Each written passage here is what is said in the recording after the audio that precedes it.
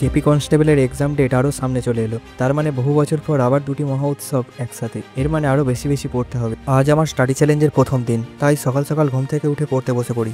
আর আজ সারাদিন কী কী পড়বো তার একটা লিস্ট বানিয়ে নিই চা খেতে খেতে।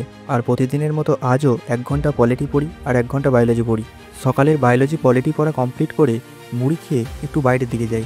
বাইরে থেকে এসে 1 ঘন্টা বায়োলজি এবং পলিটিটা একটু শর্ট রিভিশন দিয়ে নিই। তারপর চান করে এসে দুপুরের খাওয়া কমপ্লিট করে একটু রেস্ট নিয়ে ম্যাথ প্র্যাকটিস করতে বসি। আজ সুবিরদাস স্যারের রেশিও প্রপোর্শন চ্যাপ্টারটা পুরো কমপ্লিট করি। আমার টার্গেট আছে পুজোর আগে সুবিরদাস স্যারের বইটা পুরো কমপ্লিট করব।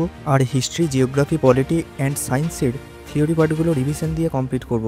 ম্যাথ প্র্যাকটিস করার পর বিকালে চলে যাই একটু ছাদে গিয়ে একটু ঘোরাঘুরি করতে করতে, একটু ঘুরি ওড়ানো দেখতে দেখতে একটু ব্যায়াম করি, একটু স্ট্রেচ করি, একটু পুশ আপ করে সন্ধে হলে নিচে নেমে চলে আসি। তারপর প্রতিদিনের মতো সন্ধ্যায় 1 ঘন্টা মতো ভোকাব রিভিশন দিই।